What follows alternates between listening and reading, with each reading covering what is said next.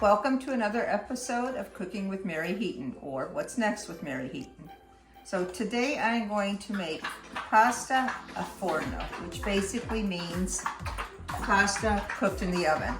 So this is primarily a Sicilian dish, and it's going to vary from region to region in Sicily, as well as who gave you the recipe and where it comes down from. This is what they taught me though. What you'll need is some sauce. I jar my own sauce, so this is ready to use. Salt, pepper, Parmesan cheese, mozzarella, Parmesan, olive oil, green peas would traditionally go into the pasta, but I got some picky eaters, so it will not go in tomorrow. Then 2.5 pounds of ground beef, 3 onions, 3 bags of pasta. This is anolletti rings. You can make it with regular masticholi if you want, or other pasta rings. Difference is that this cooks a lot longer, so it comes out really nice. And you're going to need a skillet to brown the meat and make everything. So what I'm doing today is I'm preparing for a big meal tomorrow. I'm gonna cook my sauce, my meat and everything today. Then tomorrow I'll just cook the pasta, bake it real quick, and it'll be ready. So we're gonna start with chopping the onion very finely, and I'll show you to what size it needs to be chopped. And as in all my cooking videos, you're probably gonna hear the dog in the background begging or wanting to go outside or do something. So the best way not to cry when you're chopping an onion is to breathe through your mouth. If you breathe through your nose, you're going to cry. Or at least that's what they've taught me. They sell goggles for it, but I don't know that I would do goggles. Okay. And we're still cutting the onion, so what I'm gonna do is break so you don't have to sit here and watch me cut the onion for the full time. I ended up only using 2 of the onions because they're quite large, so I didn't want to have too much onions in it. And again, this is 2 large onions for about 2.5 pounds of ground beef. So I'm gonna simmer these down a little bit. Probably take about 5 to 7 minutes in the skillet before I add the meat. I do use a very lean ground beef when I'm making any pasta dishes. And this is pretty much close to being brown now. What I'm going to add in is I'm adding in some ham. This is ham that's ready cooked. I'm just dicing it up very small. I know it wasn't one of the ingredients. I forgot to list it, but I'm gonna throw that in as well. My ham is in. I'm gonna add some pepper. I like lots of pepper. And we're gonna put some salt and re-stir that up. If you like, you could actually add a little bit of chopped garlic into this as well for flavoring, or even a little bit of oregano. Oregano is very healthy. I don't like the oregano in the dish. Some people do, so I'm not going to put that in. Garlic, I sometimes do. Today I'm going to leave it out though. So we're going to continue browning this a little bit more, and then I'll put the sauce in it. Right, all my seasonings are in, and I'm going to pour in 1 liter of my sauce. This is the homemade sauce, so it's ready to use. I actually have a video on how to can fresh tomato sauce. And we're going to stir this in, and then I'll show you how this looks in just a little bit. I'm also going to put some cheese in this as well. Lots of Parmesan cheese to give this flavor.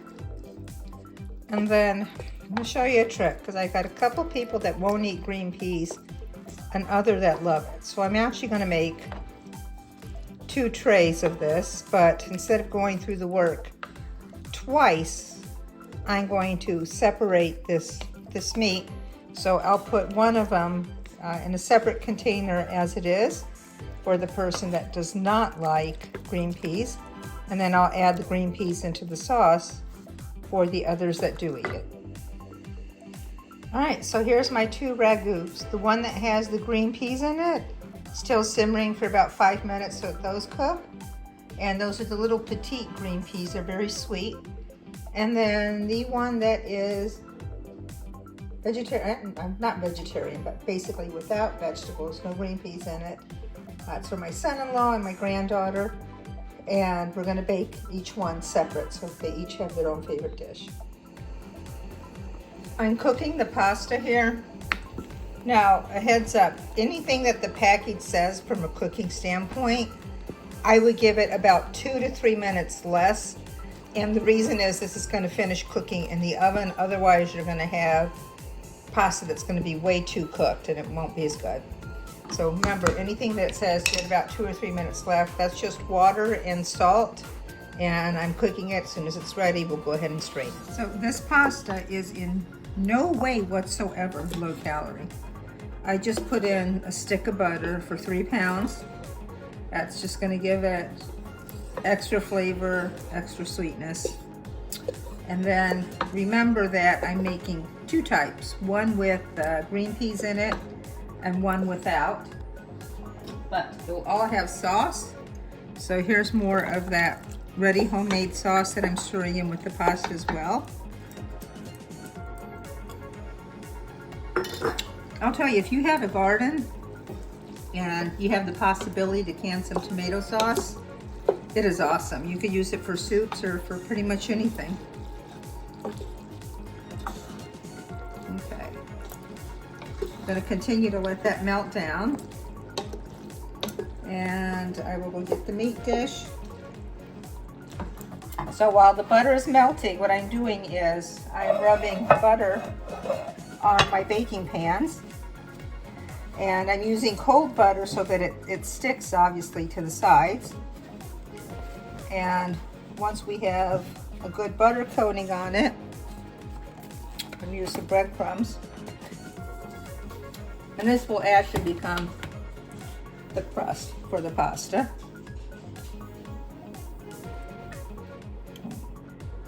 And there we go. And we'll do the same over here on this one so that we have a nice little crust on it. And I'm going to throw out the extra breadcrumbs that I have here. So I'm mixing in the pasta with the meat dish that was just meat.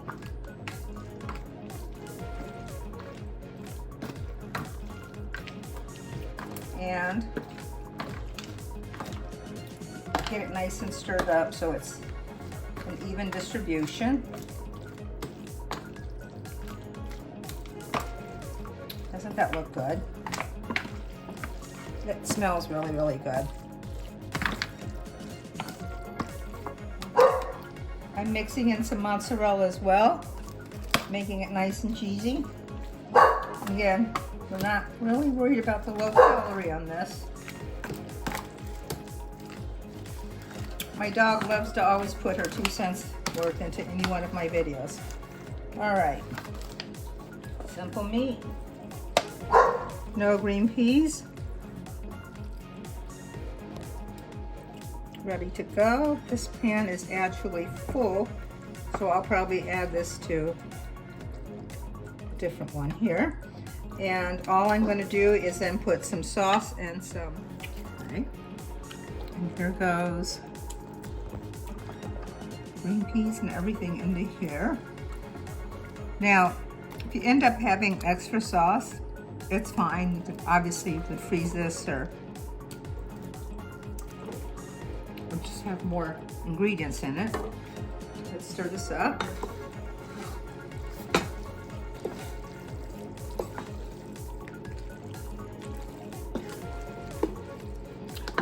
Another thing that I've done with this pasta is I have made it in advance, and I'll freeze it.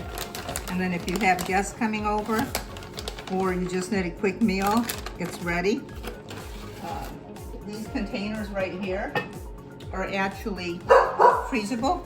They come with the lid, so they're very nice for that purpose. Okay, we're gonna continue stirring this and then I'll layer it in the pan for you. And you'll see that even though this is a pasta dish, it is loaded with ingredients in it.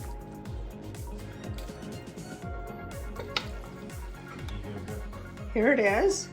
So this is the one that I will be serving tomorrow in the fancy dish. I am going to cover it with parchment paper foil and bake it at 375 for about 30 minutes and make sure that it's warm. The one in the foil container I will be making as a backup so that people could take leftovers. This one here with the cheese on top is the one that has no green peas. And my little one's gonna go in the freezer for a later date for me. So here you have it, pasta forno, lots of steps. I'm not gonna say it's easy, but when it's cooked and it's ready to serve, it is amazing.